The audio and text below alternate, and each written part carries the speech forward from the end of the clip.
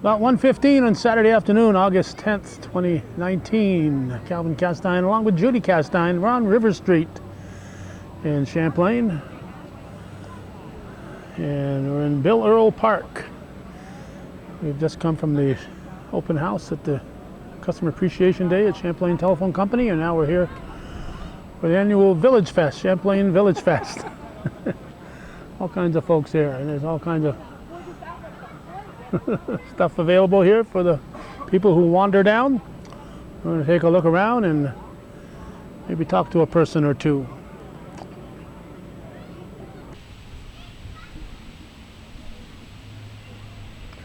First thing that we noticed when we drove down the street is the fire department has moved.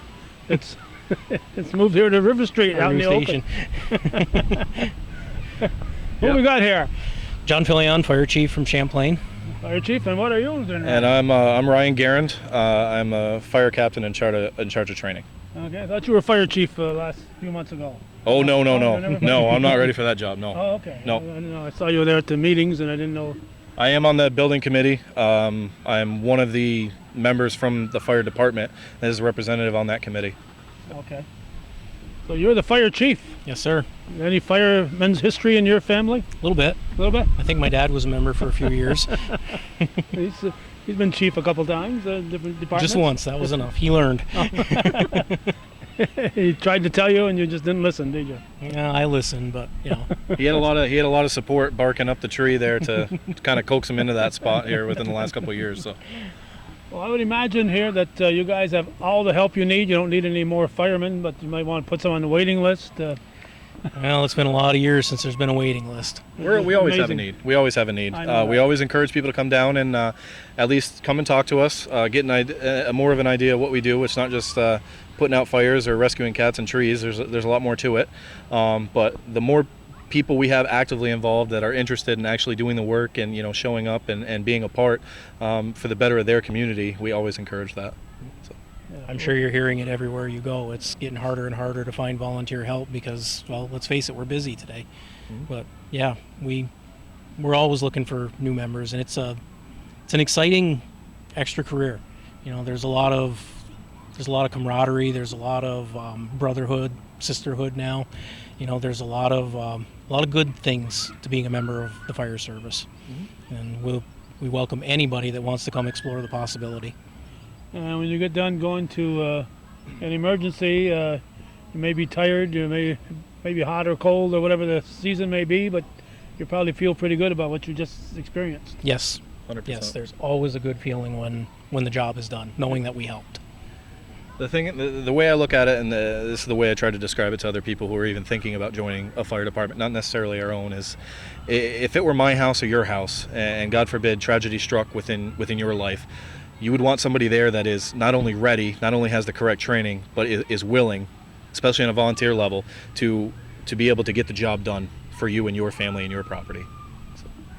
Because there is training now. You can't just show up and put on your pants and say, I'm ready. More and more training every year. Firefighter 1, back when it was essentials, what did we say it was? How many hours? We used to do 40 hours, I believe, when I started. 40 hours of initial training. We're up to almost 160 hours now over the course of 5.5 months for some of these guys. That's just your initial training to be able to be an interior fireman. We require, on the department level, over 40 hours of training, routine training with our members that we go out usually on our Monday night duty nights when it's not a business meeting. And sometimes we incorporate other departments, mutual aid departments.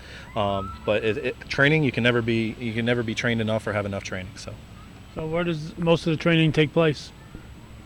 Some of it happens here, right at our station, or we'll go out in the community or the neighboring communities, and we'll do a lot of real life training in situations that we'll actually see. So we'll do training at our own dry hydrants. We'll use our own river, to get used to our own district. But we've also got a training center down in Plattsburgh at the emergency services office with a burn tower and a lot of other equipment that we can use. We'll take the trucks down there and spend an evening down there doing some live fire burns or even just search and rescue operations without a fire. So we try to use pretty much any experience or location we can as a training opportunity. So you don't have to leave the county to get your training then?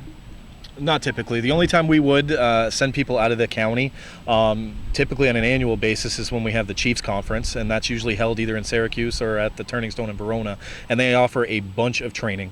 And something like that is good because it's not necessarily just with people in your own department or a sister department that you may see every day on a fire call. It's also people from all around New York State. So there's tactics that people are using in other parts of the state that we may not have in place yet that may very possibly help us. So that is another way to get training outside of the county, but that only happens once a year.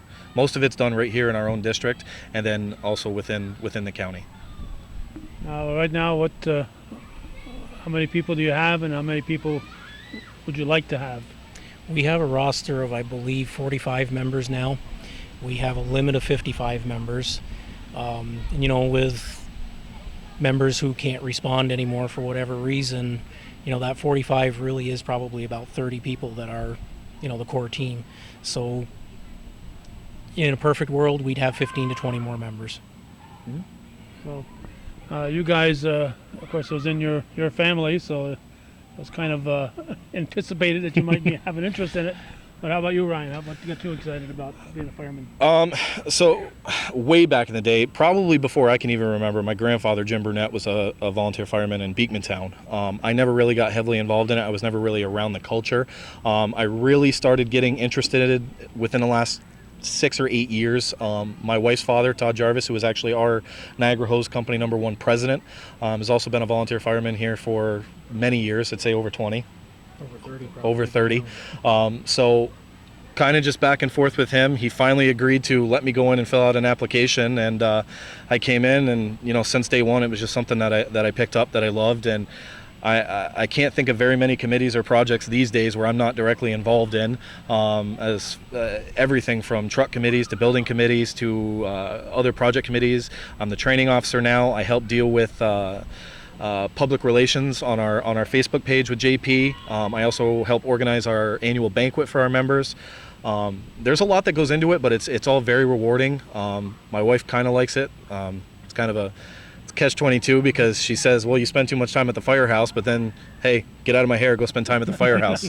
So I like it. I'm very involved. I think having a younger person like me as involved as I am takes a lot of pressure off of the older guys who are kind of a culture that are dying out, so to speak, where they're so involved so much of the time, and it's not just them, it's their families understand the culture.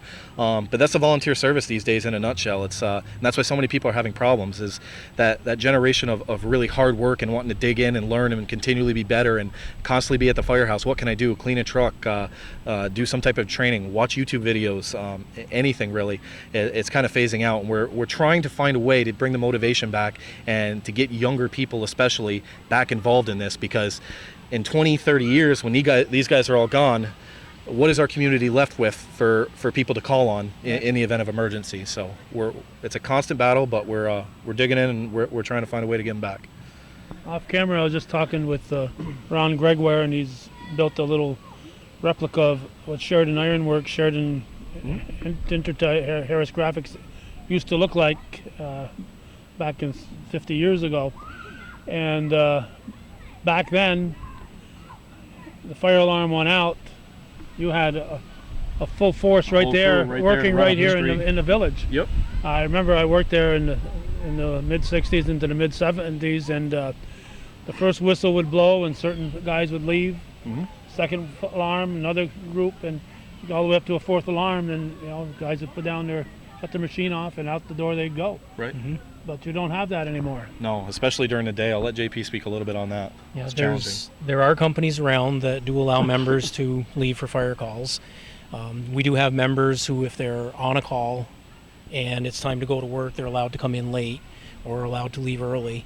It's not as common as it used to be, but there are still companies who do help in that effort. And we found that there's a lot of understanding, like if you've been out at a call all night long and you're really, really tired, for the most part, people are able to call their employers and work something out. There's still the exceptions. There's still companies that you have to be at work, but it's still, with the declining membership and just with as busy as life is today, it's it's not as easy to get people, especially at 2 o'clock on Tuesday afternoon. Which is another reason why, speaking of membership, is why we encourage as many members as we can get, because you can think of it, not everybody has the same home life, not everybody has the same career life. So if we have the majority of people who work on Monday through Friday 9 to 5, well, we're kind of up the creek as far as help if there's a real emergency during the day that requires heavy manpower. So the more we can extend our roster, the more chances we have that there will be people that are available during those times. So what we try to do is we try to get an idea of, can we get a full crew and a truck out the door 24/7, 365, no matter what?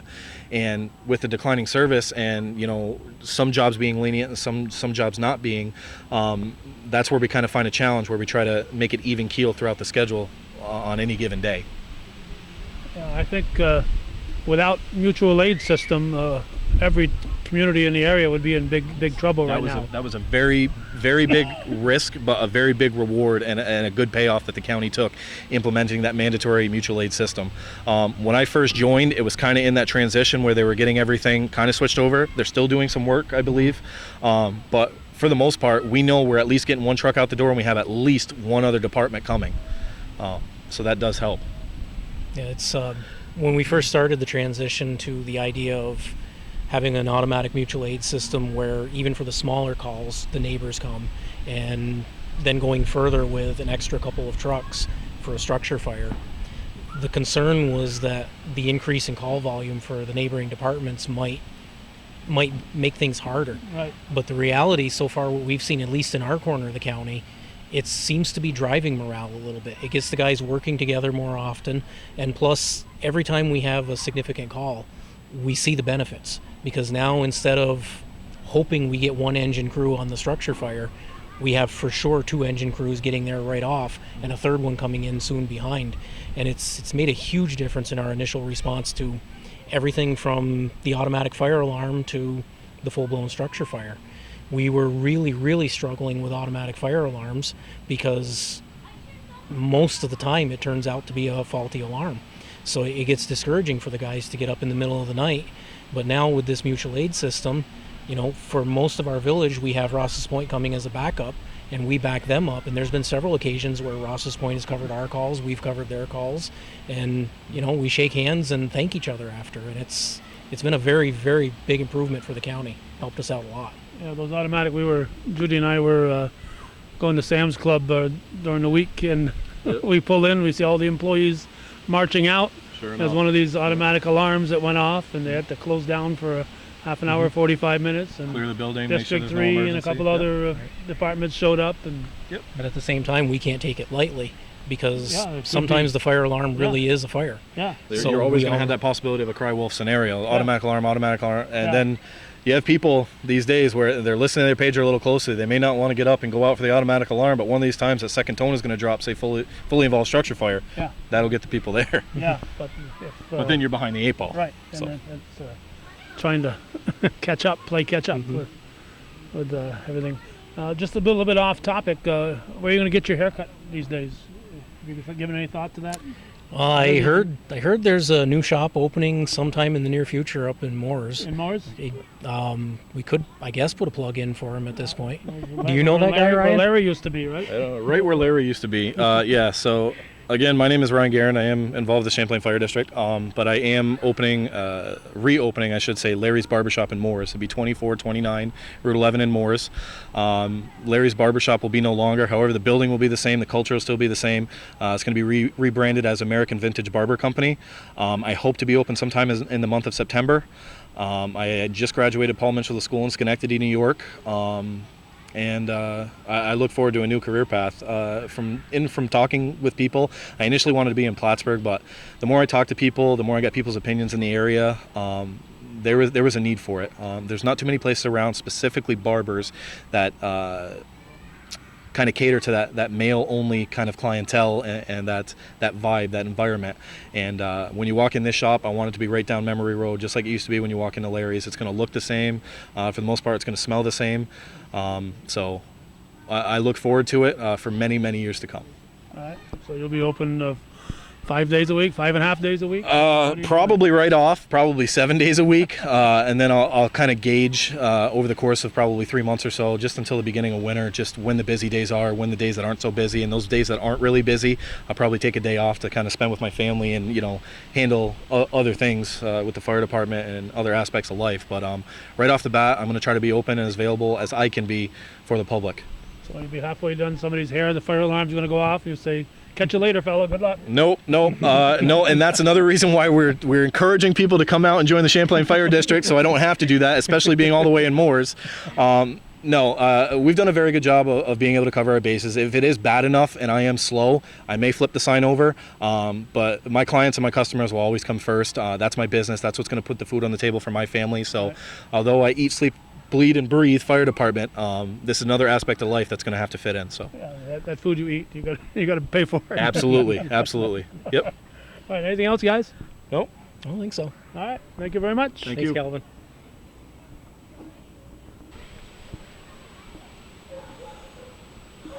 I suppose somewhere along the line in the last 36 years, I've interviewed a fire chief's daughter, but we're going to do it again right here. What's your name? Ashley. Ashley who? What do you mean by that? Your last name. Oh, Philion. You don't get off us that very often, huh? You just say Ashley and then people are supposed to know who you are. Everybody right? knows who Yeah. Ashley is. Yeah, Well, right. they're supposed to. It says chief's daughter on your shirt. How come? He is supposedly the chief. Supposedly, He yes. got elected. Elected. Elected. Just so he could buy you that shirt? I don't know. You don't I think know? Grandma bought her that shirt. Grandma? No, Grandpa. Oh, Grandpa bought that Grandpa. shirt. Oh. Well, I mean, Grandpa was the, what is it? Senator? No, not the senator. He's a commissioner. Oh, commissioner. Yeah, Oh. commissioner. He was the chief Oh, commissioner So once. your father, there wasn't a hand-me-down that your father used to wear, right? I don't think so. I think it's brand I think new. it's brand new. Okay. Because I don't think he's a girl. Oh, I don't think so. Oh, well, you never know. You never know. So, what grade are you in? Well, I'm going into 6th this year. 6th grade. You going to Yeah. that big school? Stafford. Oh, you're going to Plattsburgh? Plattsburgh, yeah. Oh, you're going to Stafford. Okay, Stafford Big Middle school. School, yeah. Like 4 It's a floors. busy corner. Hmm 4 floors. You going to get lost? Definitely. Definitely. Going to bring a compass with you? Yeah, I don't really know how to use one though. Oh. Well, drop breadcrumbs in the hall. That way you'll find your way back. Well, unless like a skunk comes in the school or something and eats Yeah, them all. that happens. Skunks in schools are a big problem at Stafford. Well, if the skunk sprays, then I will know where my path is. There you go. All right. I So, just follow the spray. what's your favorite part about being a chief's daughter? I like sitting in that fire truck over there. Oh, you think you might join the fire department someday?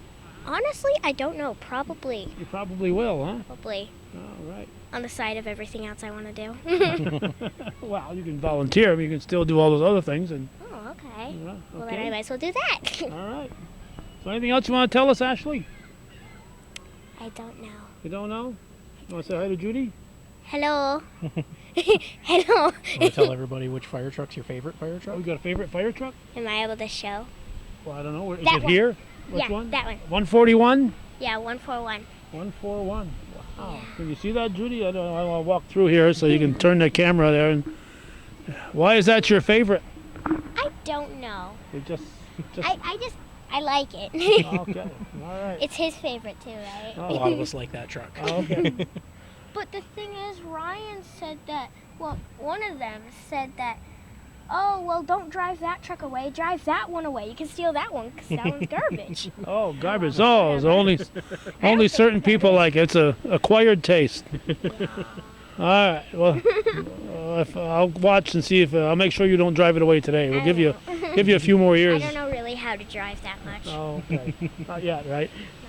All right. Thanks for chatting with us. Yes, All right. and bye. Don't ask me anything too hard. I won't ask you anything hard at all. Like, what's the capital of? This camera work's gonna be interesting. My camera person is eating ice cream. Yes, and that's a good thing. We're happy that she's eating ice cream. And did you have your ice cream? Not yet. Not All yet. right, you better hurry because it's going I fast. see that. That fellow up there in the green shirt. Every year I come here, and I got to talk to the mayor, Greg Martin. But Yeah. this year I don't have to talk to Mayor But you Greg can- Martin. But you can talk to former Mayor Greg Martin, who's serving ice cream. Oh, he's too busy. He was kind enough to volunteer to give us a break, and we were very happy when he showed up. He hasn't lost interest then. No, has he hasn't lost interest. He hasn't lost his touch. All right, so we're talking to the relatively brand new mayor, Janet McFetridge, and any idea if you guys kept track of the number of Village Fests you've had? Oh my gosh, I have no idea. I have no idea. It must be at least 10. I don't know. I don't know. Yeah. Wait, don't you know that? No. I just show up. I don't keep count. I just show up too. So you had a pretty good turnout here, it looks like. Wow, it's been very, very You've good. got the phone company Customer Appreciation Day going up there, Champlain townwide garage sale, Yeah. and up at the VFW there's a river jam going Yeah. on today, so Yeah, we lots had a of fun things run to this morning. yeah, lots of things. Celine's open up at the end of the road here. Lot Their going on. museum, yeah. Yeah. So what could people expect if they showed up today? Besides, I just chatted with the fire department. What else could they find when they showed up here today? Well, there's certainly ice cream. Ice cream. We have an ice cream courtesy social. Courtesy of. Stewards. We got to give Of them course, credit. Absolutely. They are awesome to work with, always so generous. Wonderful ice cream, it's the best. We have a few munchkins from Dunkin' Donuts. A little Munchkins bit from of Dunkin' coffee. Donuts. Yeah. So we have a bouncy house for the kids. And we've got Champlain libraries over there. We've got some kids activities. And we have a table from Vacation Bible School, the church. So you got a slide there, instead of a bouncy house, you have a slide. Yep, it's a slide bouncy house. I have not checked it out yet, but You haven't given it the approval I'm yet? going to. I'm You're going going to. to? Yeah, Mary Susan and I said we are going to go down that slide before it's all said Before and the done. day is over. But so you will be long gone. That will not be filmed. that'll be about 11 o'clock tonight. Yeah, no, it'll be light out still. Speaking of light out, We've got some sunshine right now. Yes, we've been dodging the raindrops Yeah, here, and yeah. so far they've missed us. Yeah, so there's a lot going on in Little Champlain. So 12 to 3 is when you usually have 12 it? to 3 is the hours of the ice cream social, yeah. Okay, and you've still got your kayaking, or what do you call that? The longboat rowing. Longboat rowing. Yeah, longboat I rowing. know you'd know, because you've been involved with it a little bit, so you'd know better than I. Yeah, what I it's know a lot called. about that. And you haven't been out on those boats yet. No, I'm not. No, but I don't mind looking on the shore. And All right. when you swim like I do, you don't want to. You don't want to be out in the. We do wear life jackets. That's all right. I'll still stay on the shore. And, No, it's been very popular. We have a youth program and we have an adult recreational program. and when is that available? The youth, they row on Wednesdays at 5:30, and the adult is Fridays at 6. We go out every week. So Lots of continue interest. to have a good turnout. Great turnout. Yeah, a lot of enthusiasm. And most importantly, the river has remained high. So Uh-huh. we're able to go past the Route 11 bridge. How far do you dare to go? We could go all the way to the lake, but I know we're that. not That's why you strong. could We're go. not really strong enough to do that yet. You could take turns rowing. Well, there are 6 rowers, but it's still quite a feat to go that far. I can imagine. Yeah, Especially when you're going uphill like that, right? yeah, uphill like that. When you come back, you're going uphill because the river's flowing that way. Upriver, right? Yeah. Well, anything else, Janet? You attacked me here and said you got to talk to me before I leave here. So anything And else? I've been trying to hide from you since I saw you show up, and somehow you found me anyway. Well, I asked Mary, and Mary pointed you out. So blame Mary Sousa. She said, there she is. She's over there. You can go talk to Mary too. She is instrumental in making this happen. I can tell you that. Is she? She does all of the legwork for this. Yeah, so you should stop and talk to Mary as well. I'll talk to her off camera here. But you do have a nice turnout. We have a and great turnout. and And a we nice thank day. everyone for coming, and you for showing up as well. And you don't check IDs. Like I'm from the town. I don't live in the village. I say I to can still everyone, get an ice cream. I'm telling you, I say to everyone, we are all one large community. Okay. All right? We accept everyone. I'm not going to pay any taxes to the village, so I don't care how accommodating you are. That's absolutely fine. It's fine. Yeah. So the village is going good right Yeah, now? village is A lot doing of very well. activities and Yeah, lots going on. Yep. Concerts on the weekends, lots of activities, lots of kids' activities, summer camps. Yeah, there's a lot going on. yeah. Yeah. And summer is Well, short, so you got to get out and enjoy I this know. stuff while we And can. it has been a beautiful summer. Yeah. Really nice. Yeah. Anything else, Janet? That's all. we should chat That's with? all. right. Thanks. Nice talking to you. Same here. Thank you.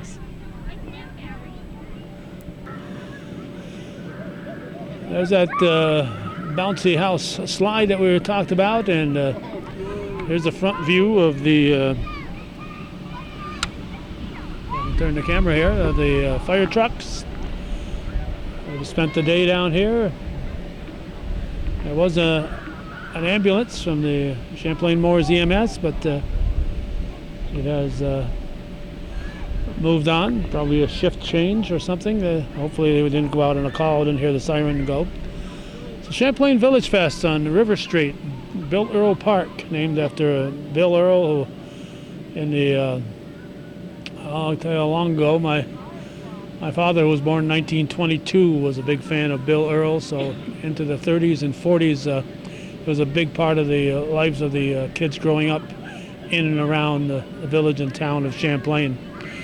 At the end of the street, as we mentioned, is Champlain, Samuel D. Champlain History Center, and that is open this afternoon, and they have regular hours, particularly during the summer months, so a lot of history in that building there if you want to take part.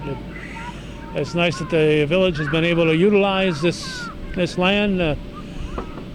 Years ago, it wasn't that long ago, this was filled with houses, but so many floods that just kept coming in and affecting these unfortunate homeowners, and they were given a buyout option, and 90% of them took advantage of it. And, the village decided that rather than just let this property sit here, they'd make a community park out of it, and they've done an excellent job. So that's going to wrap up our look at the Champlain Village Fest 2019. Thanks for watching and supporting viewer-supported local television, Hometown Cable TV. We think is worthy of your support, and without that support, it just won't be a Hometown Cable. So consider stepping up and continuing to support our efforts. Thanks for watching.